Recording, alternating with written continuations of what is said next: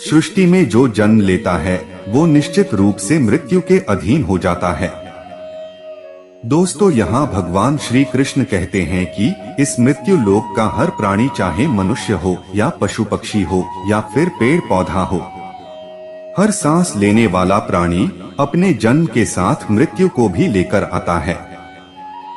हर प्राणी को एक ना एक दिन निश्चित क्षण पर मरना अर्थात अपना शरीर त्यागना ही पड़ता है।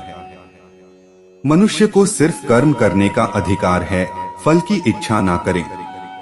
दोस्तों, यहाँ भगवान श्री कृष्ण कहते हैं कि मनुष्य को चाहिए कि फल की इच्छा त्याग कर कर्म को अपना धर्म समझकर करे, क्योंकि जो भी मनुष्य फल प्राप्ति की इच्छा करता है उसका मन फल के बारे में सोचकर अपने कर्म और कर्तव्य से विचलित हो जाता है और उस इंसान को वो फल प्राप्त नहीं होता है जिसकी उसने इच्छा की हुई थी।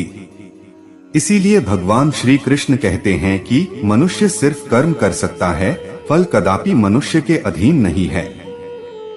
जो लोग फल की इच्छा से ही कर्म करते हैं वे लोग सुख दुख आदि के चक्र में फंस जाते हैं और उनकी मन शांति नष्ट हो जाती है।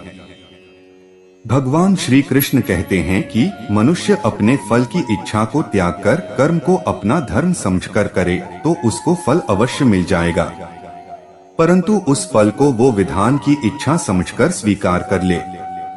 और ज्ञानी व्यक्ति इसी योग को अपनाकर कर्म योगी बन जाते हैं।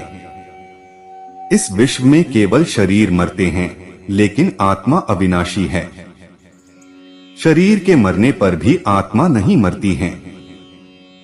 दोस्तों, यहाँ भगवान श्री कृष्ण कहते हैं कि आत्मा न कभी जन्म लेती है और न कभी मरती है। वो अजन्म, नित्य, सनातन और पुरातन है, जो शरीर के मारे जाने के बाद भी नहीं मरती है।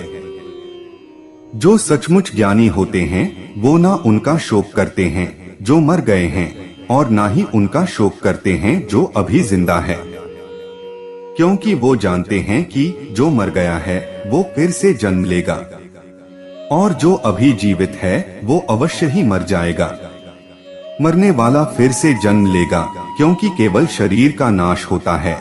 शरीर के अंदर जो आत्मा है वो कभी भी नहीं मरता है, क्योंकि आत्मा को ना कोई शस्त्र काट सकता है और ना ही उसे अग्नि जला सकती है, ना ही जल गला सकता है और ना ही इसे वायु सुखा सकती है।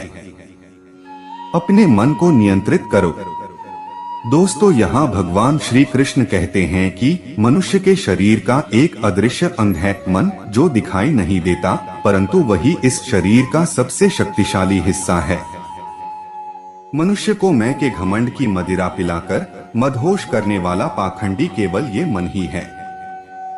उसके हाथों में मोहमाया का जाल है जिसे वो मनुष्य की कामनाओं पर टालता रहता है और उसे अपने वश में करता रहता है।